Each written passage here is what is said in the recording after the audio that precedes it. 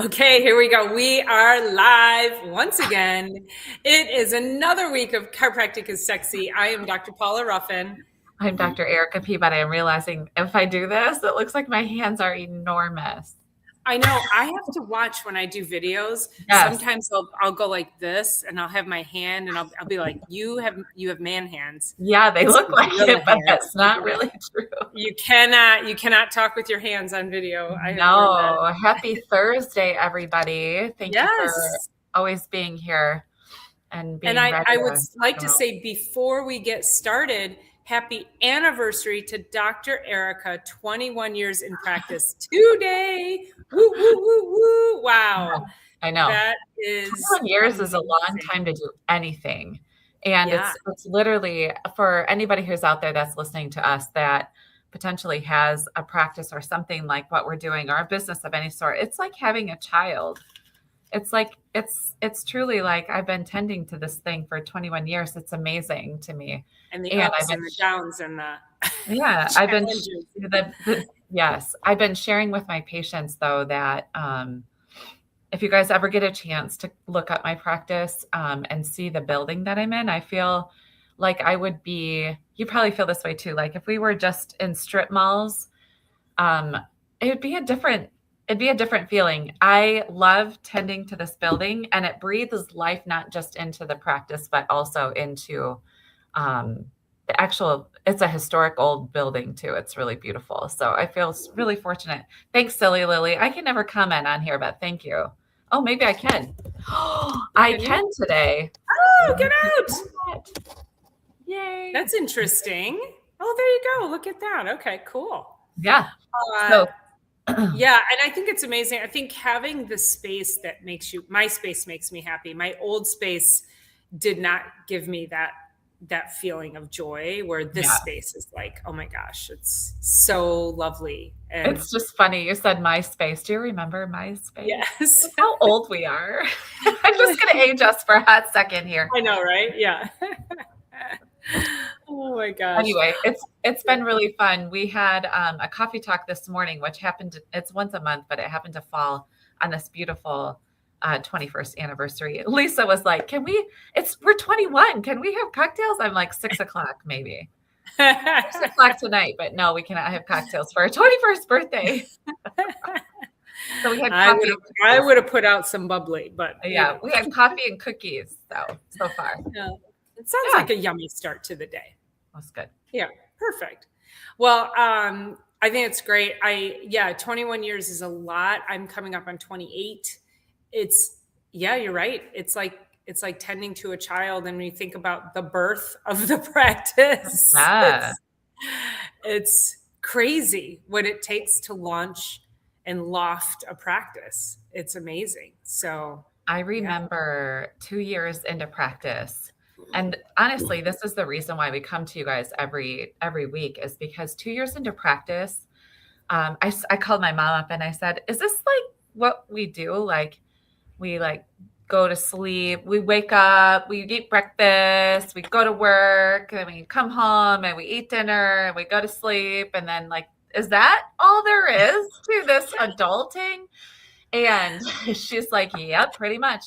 And then in that moment, it was like, thank goodness that I get to help people, that I get to serve my patients, and that it's such a rewarding feeling. And it's like every day when we leave our practices, I was just writing a blog post about it. It's like, it's so rewarding. It feels so good to be doing something that I love this many years in and sharing that with you guys too. I mean, we've been here for, I don't, 2.5 years or something on our yeah, podcast. Is that where we're yeah. going on? And it just, Yeah. we're so fueled by what we're doing because it's a really, really awesome profession. It's totally awesome. And I don't know too many people that that can say that about their profession, that really are like, wow, amazing. Yeah. And we talked. We'll get into our topic for a minute, but I think this is also timely that we lost a giant in our profession, and we were talking about what does that look like, you die, you go to heaven, and to be met with, like, we have so many giants in chiropractic, so many incredible doctors that came before us that forged this path, that, that started this, that held in there, that didn't, that fought the fight, that could have taken this profession down. And to think about that, like, I think I mentioned it too in one of our Marco Polo videos. I was like, can you imagine, like, what other professions can say they die and they go to heaven and they get to meet all the greats in their profession that laid the path that allowed them to be in that profession. Like, I don't know, that it just kind of like was blowing my mind thinking about that. No, it really is. I mean, I would think professional athletes is maybe one of the other professions that get to do that. And the other part is that we've never really mentioned much before, but chiropractic back, I don't even know, it would have been maybe the 50s or 60s, and I would have to look this up. But chiropractors got in a lot of trouble for practicing what they were calling practicing medicine without a license, without a medical license. And they were sent to jail because we were getting people well without a medical license, but we were not practicing medicine. And so what those jailed chiropractors did is they just started to adjust people while they were in the jail. And they just did what needed to be done in order to keep moving forward with our profession. And I don't know that there is another profession with like such cool history, but then also that's so relevant today. And when we were doing, initially we had walked through the 33 principles that our profession is built on, and that none of them have been recalled, and none of them have, like, we're not like, oh, pull that one off the market, or yikes, what did we do there? Or like, whoa, back it off. Like, we don't have that. And we just have, excellence in the adjustment that is helping people get well and saving lives every day. Like, it doesn't get cooler than that. It's really amazing. And I think too, that goes to, I think it's a great segue into our topic today, because Dr. Eric and I have had a couple of different incidences, and this is not the only time, but usually, like, when I hear something that is a message, a recurring message, I'm like, we got to talk about that. And this particular one was about people that we both know who have serious health issues, who consulted their doctors, and the doctors said, no, it's nothing you did wrong. There's nothing you could have done. The body just does this. And the problem with that narrative is that when you have a profession that doesn't know, they won't take the time. And I'm not like casting over all medical doctors, but the mainstream medicine, typically, if they don't know, and if it doesn't fit inside their box, then it doesn't exist. And so no, they'll tell you, no, there's nothing you could have done. Let's throw all these drugs at it. Let's do surgery. Let's do all these things. And it's just simply, I can't even call it malpractice. It's a disservice to humanity, in my opinion, because if somebody has a serious health issue or a serious derailment of their pregnancy, and you are like, is there anything I could do differently? Is there anything I couldn't have done differently? Nourishing the body, getting adjusted, like, those are always on the table. And so, no, the body doesn't just break, you guys. It doesn't just go sideways. Something has built up. It's like people who get a diagnosis of cancer and it comes out of the blue. That may have been years in the making. And then you start looking at the path and you're like, well, yeah, of course. Like, look at the health problems that led up to this place. And so we need to have that conversation, so that if you ever hear that from your doctor or your healthcare professional, you need to move along and find someone else who will give you answers that will help correct your situation and not keep you where you're at. Well, I was during the coffee talk this morning, our topic was don't be a zero. And that just means, like, when there's so many things that we can do and we're not doing something every single day to move the needle, it's basically, so it says things happen. So diagnosis in particular, especially disease processes, they happen with small neglect repeated over time. And one of the things, so small things lead to small, like starts with a whisper and then it gets louder and louder and louder. And the story that Dr. Paula is talking about is this fetal growth restriction that's happening in a woman that I know. She's not a patient of mine, but in a woman that I know. And this is the second time around that she's dealing with this. And the first time, the baby almost died and she almost died. And the response of her OB is, you couldn't do, she said, you're not doing anything wrong. There's nothing. And this babe is 20 weeks right now, or 24 weeks in utero right now. And it's like, there's also, because I know her, there's like deficiency in nutrition, major deficiency in protein, major deficiency in fats. And like, it's basically, without getting too far down the rabbit hole with how we should and shouldn't eat, it's like there's not enough nutrition and protein in particular going into this body, this mama's body, to build a baby. And so therefore it's stealing from mom, and it's then not getting enough growth. And for her doctor to say, whoa, whoa, whoa, we now have a similar situation that we had before, without addressing some of the things, including nutrition, that could be done way differently if you just started to do some research. And she's a highly educated mom.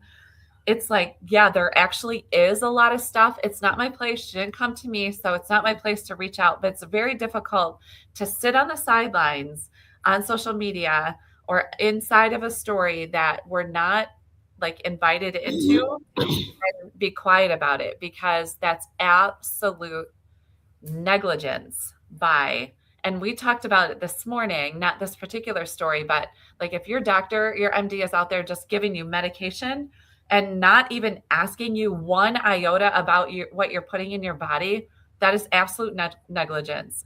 And it's actually inappropriate and uncalled for at this point, and should be like, it should be, I don't even know what the word, it should be called out.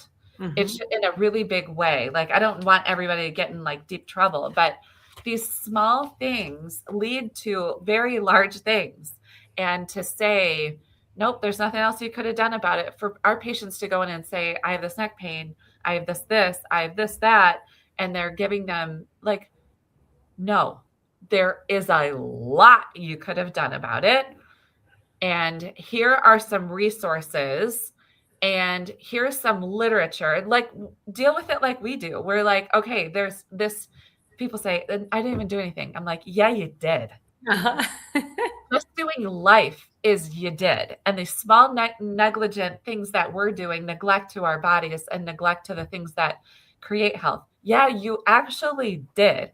And the best part about it, you are the problem, and you are the actual, also the solution, which that's the best part about this whole thing, is you did it and you're actually the solution to it. That's freaking cool. You just now need to be in an office that teaches you how to be that solution and find that solution. So Well, the whole concept. What's that? We're kind of tired of hearing about it. She's going to drop the mic again, you guys. Watch out. Exhausting, you guys. Well, I'm sorry. Well, Dr. Paula feels the same way too. Let's also think about how because of the inundation, is that a word, of that we receive with drugs on television, let's just use that as an example, is that we have conditioned society that nothing's your fault. Mm-hmm. And that everything can be fixed from the outside. And that why should you take responsibility for yourself? Because guess what? If you're 100 pounds overweight, you can take a shot for that. You don't have to change your lifestyle. You can just lose weight because we can give you a shot now. So we have become this society of quick fixes that they do not serve our health. And that people have to get back to just the freaking basics. Yeah. And so, yes, if you get, I had a friend of mine who was recently hospitalized, and he went into his doctor's office for a routine checkup. Doctor happens to be his cousin. And he goes in, they take blood work, and they're like, you need to go to the hospital. His platelets were off the charts. Like, and he plays hockey. So he could have like been on the ice, fell or whatever. Somebody could have hit him. He could have bled out on the ice. So they don't know, they don't know why. They don't know, and he says to his cousin doctor, do you think it's something I did? Could I have done anything different? And his cousin doctor, and I say cousin doctor because sometimes just because people are family, we're even more afraid to give them the truth. And he said, no, there's nothing you could have done. These things just happen. I'm like, no, they don't. No, they He don't. has been destructive to his health. I've known him since I was 14 years old. He's been destructive to his health since I've known him. He's addicted to sugar. He rarely eats a vegetable. He eats like crap all the time. And besides the once or twice a week he plays hockey, he's not getting any exercise. Like, this is not like, good things don't come from that path. Thank God he doesn't drink or smoke like his father did. But his father was like 80, I think 80, 81 when he died. His mom also heavy smoker, not a drinker. She also died at 81, diabetic. They both ate like complete shit. And I go, listen, your opportunity here is that your parents, you've got great genetics because your parents were so highly destructive with their health. And they didn't die till they were 80. Like, their lifestyle, they should have been dead at 60. So if you take care of yourself, you could have like this long, wonderful life. But so I'm kind of lecturing him now and just being like, you have to stop. Like, it's enough already. They put him on steroids.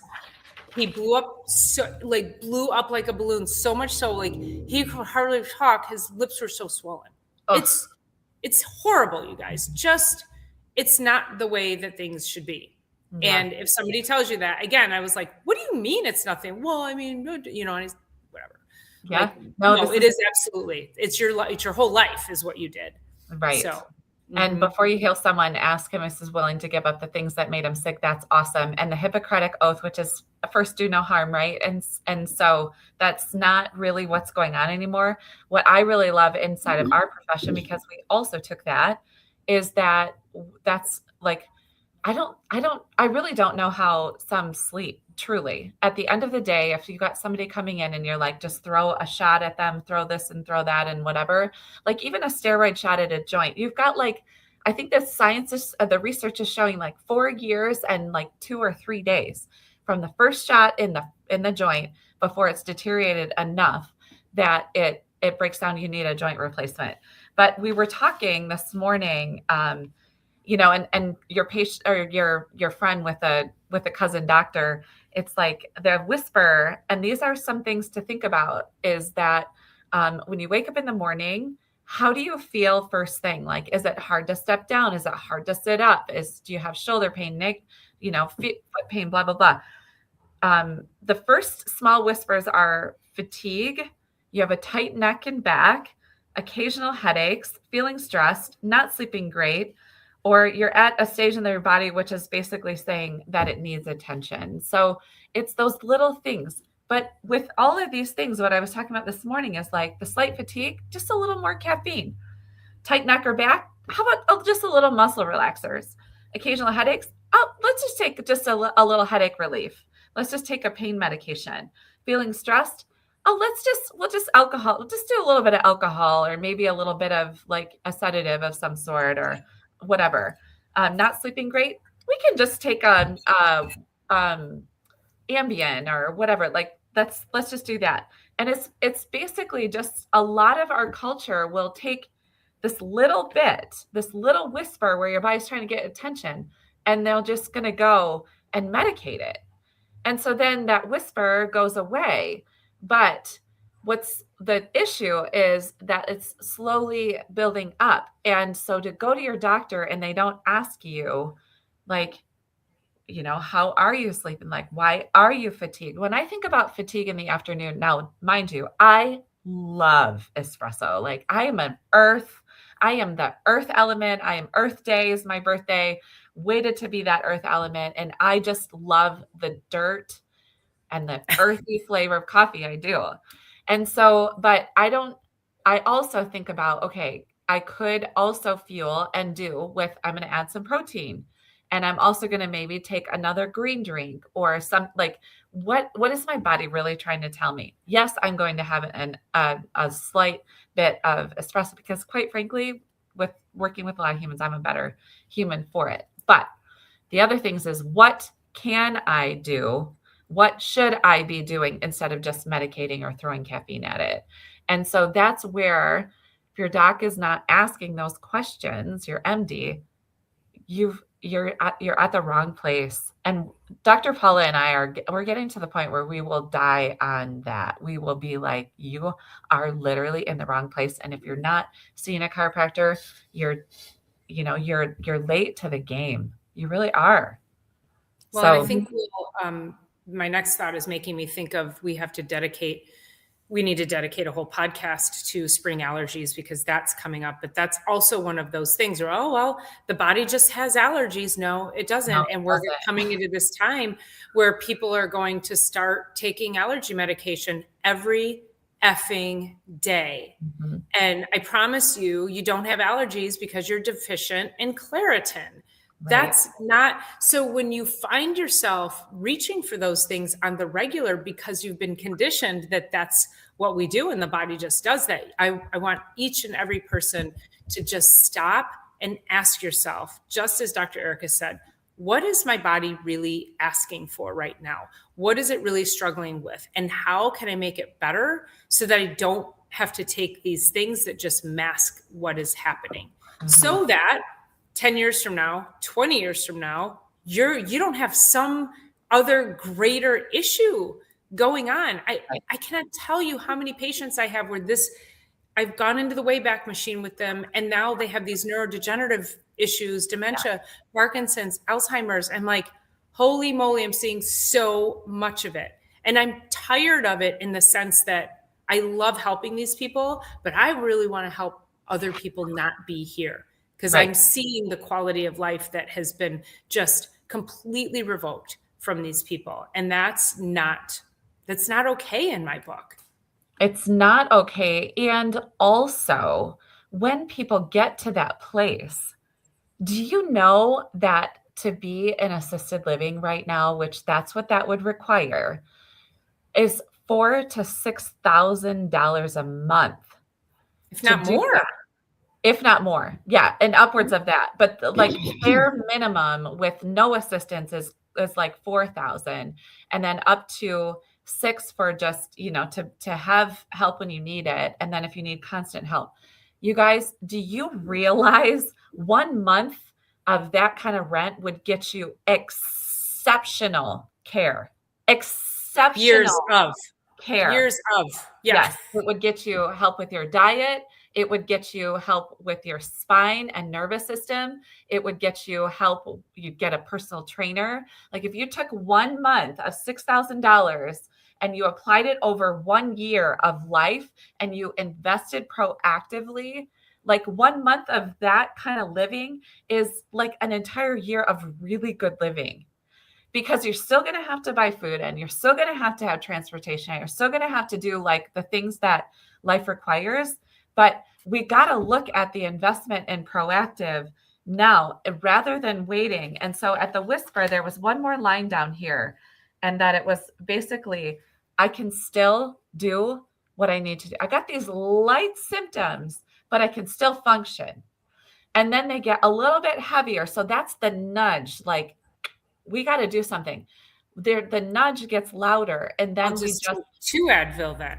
I'll 2 Advil twice a day instead of, you know what I mean? And then I'll do 2 5-hour energy drinks, and then I'll do 2 omeprazole, or one with, I'll do an acid blocker each time my belly hurts, and then I'll multiply that out by a week, and then by a month, and then by a year, by 5 years, by 10 years, and you've got yourself a freaking mess. And so that it's literally why we're coming here and just sharing what we can off of our adjusting floors and out of our day to day. But really, how this conversation starts is we get on our video and I say, dude, you will not, this was you will not believe what the F is going on? And that's how it goes. And because we can't just get out here and spew somebody else's story and expect us, like we want to be very respectful to these people too. And then she'll be like, dude, this is a dude, because we're Dude. like, okay, so this, you gotta hear this story. But we rant.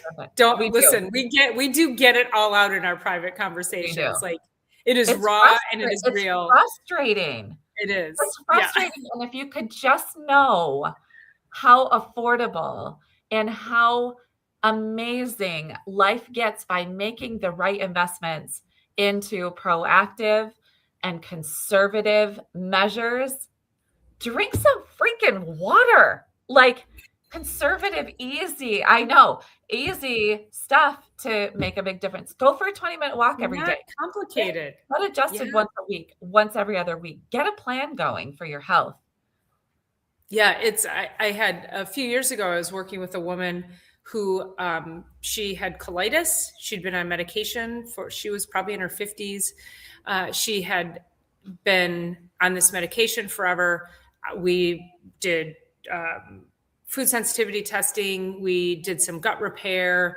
I had her detoxing. She was off of her medication, having regular bowel movements, like everything was beautiful. And then she had her follow-up with the experts at U of M, my alma mater, I'm ashamed to even say, but the experts are GI experts. And, the best in the country, I'm air quoting for anybody just listening, but the best in the country. And she went to see her doctor and she took him all the data that we had done on the foods. We did an elimination diet with her. Like she was feeling amazing.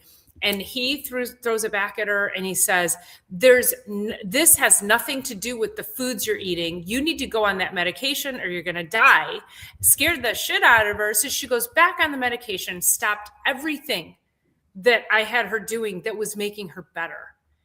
And then she fell out of care a few months after that. So I'm not sure what happened to her, but I'm like, what? Like, at what point could you not just say, wow, that's really cool, and pick up the phone and say, hey, Dr. Ruffin, so-and-so's a mutual patient. This is really cool what you've done. Can you tell me more? That's what your doctors should be doing, not having such an ego that they're like, that person who helped you has zero validity with what they've done. No. And if your doctors are doing that, guess what? There's plenty other doctors out there that will treat you the way that you deserve to be treated and care for you in such a way that you are seen and heard and valued in what you want. So yeah, it's profound. And we're helping people get well every single day. And it's just like, so there's a group of chiropractors over the last couple of days that have been in Washington, D.C., and they are at the tables with the people that are flipping the food pyramid on its head. They're like getting away from, they're reducing the amount of vaccines on the childhood schedule. They're like the people that are moving the needle, and it's so fun. But I just wish that they would just say across the board, like, if you guys want to be well, go find a chiropractor, find regular care of some sort, because we're getting to that point. It's just Dr. Paula and I have to be on this, on YouTube and on here regularly so that you guys are hearing what we're seeing. But 21 years in and 28 years in, like, that's a lot of experience, and knowing that we're getting people well and they're staying well and they're continuing with that. So it's a lot of miracles.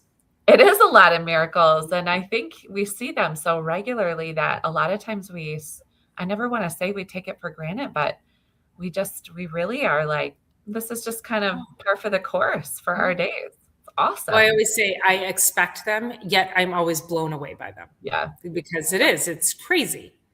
I want to address this comment by Tio Mimo. Are you addicted, or are you craving something you truly need? And that's an interesting statement, because I would say both. And so if you are, riddled with yeast and candida and parasites, you will crave, they will talk to your brain and force cravings for the foods they require to continue to perpetuate in your gut. So you have to ask yourself if you're craving things that aren't healthy, because it's going to push you towards sugars and things that aren't healthy. So if you have sugar cravings, you have to ask yourself, why do I have sugar cravings? And it's usually because bugs are controlling you. Now, when I was pregnant, there was a period of time through my pregnancy, kind of early on, I might have been in the first trimester or so, I couldn't get enough liver. I had to have chicken liver or liverwurst every single day. And I was getting acupuncture, and I was seeing an osteopath at the time. He was amazing, holistic osteopath. And so I was like, Jay, like, why do I have to have liver? Like, I'm craving liver. So crazy. He goes, let me go. And he goes and he gets his developmental book. And he goes, oh, well, the baby's liver is developing right now. So the body's also divine in what it forces you to eat, because my body was telling me that my baby's liver was developing, and I clearly needed more fat and more liver and more iron and more B12 that was coming from that liver. So I listened to it. I went with it, and I love liver, so it's not an issue for me. But that's the whole thing too, is like, what's your body trying to tell you? Yeah, the baby's liver was developing. Awesome.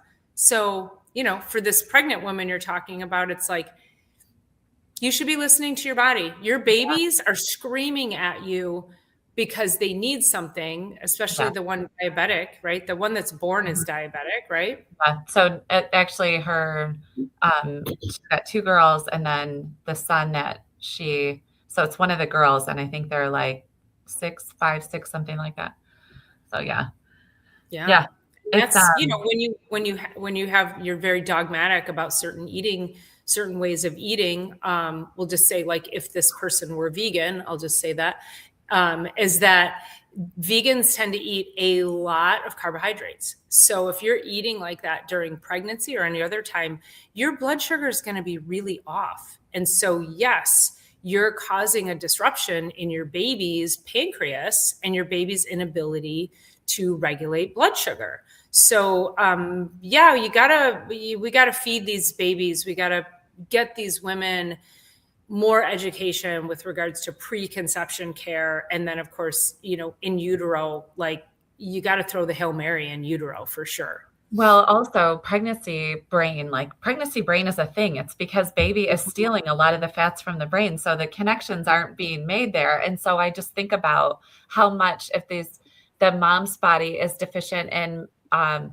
just nutrition in general, and then baby needs everything, like the detrimental effects, not only during pregnancy, labor, and delivery, but also this mama in her 6th and 7th and 8th decade, like, where's that?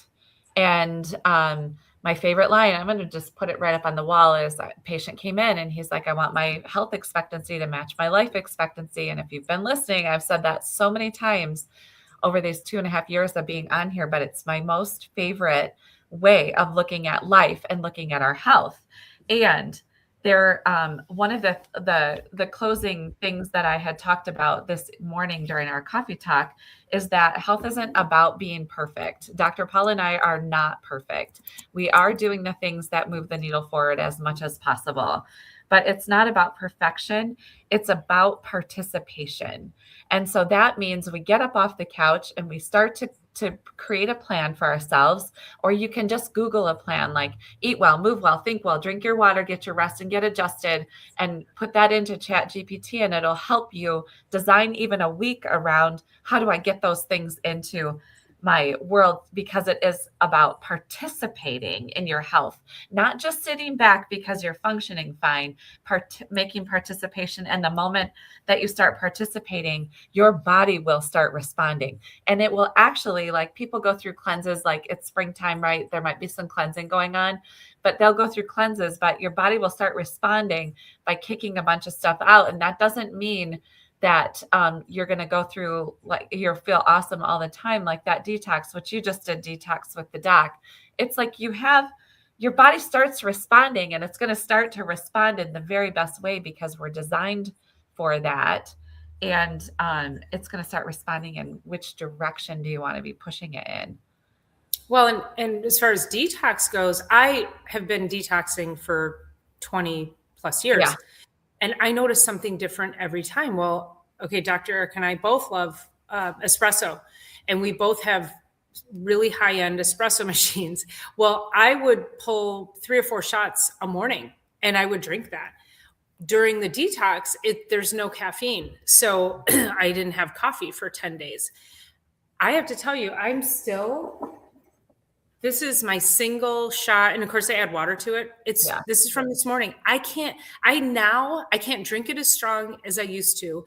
And I haven't even finished this one from this morning. So again, listening to my body, I was drinking way too much caffeine. Yeah. And it was like, and I got a headache when I eliminated it in that first 24 hours. So I'm like, oh goodness. So now I'm listening to it. It's too strong, and you don't really want to drink all that anyway. Yeah. Yeah. No, it's great. It's so when they say there's nothing that you did wrong and that there's nothing you could have done differently, flat out lie. And there's a lot that we can do. And there's a lot that we can do on a day-to-day basis, on an hourly basis, on a minute-to-minute basis, drinking water all day long, doing all the things. Like there's a lot that we can do. And we are our own problem, which also leads us to the fact that we are the actual solution to the problem too, which is so freaking cool. It's really cool. That's a really cool thing. And we don't know something, we don't tell our patients, no, there's not, like, we don't ever have a no, like we're like, maybe, or let me look into that, or like we will literally, like, our brains like to be expanded on the regular. And so when we have a patient who's struggling with something, it's never just a no, unless they're like, I need to stop my chiropractic care. And we're like, no, you need to stay on chiropractic. Yeah. But if there's something to be figured out, we are going to say to them, yes, let's dive a little further in. Let's try this. Let's try that. Let me refer you to this person over here. Maybe you should go here. Maybe try acupuncture. Like we are constantly, we have a circle of resources that we constantly want to be connecting our people with, because we want you to have the most optimized care possible for the most optimized overall healing of your body and health. Absolutely. So, well, that was a good one. Should we wrap that up there? Let's wrap it. That'll be a wrap. So have an awesome week. Happy anniversary to you. Everybody give Dr. Erica a little clap for happy anniversary. Remember, if you didn't hit the thumbs up button on the way in, make sure you hit it on the way out. Make sure you are subscribing and sharing so we can continue to get this message out. I think this was a really important one. I think each and every one of you probably know somebody who's been walking around struggling with health and hasn't been able to get answers, and answers are right here. So send them this, and if we can help, all of our details and ways to connect with us are in the show notes. So, all right, you guys, we'll see you next Thursday for Chiropractic Is Sexy. Bye. Looking forward to seeing you.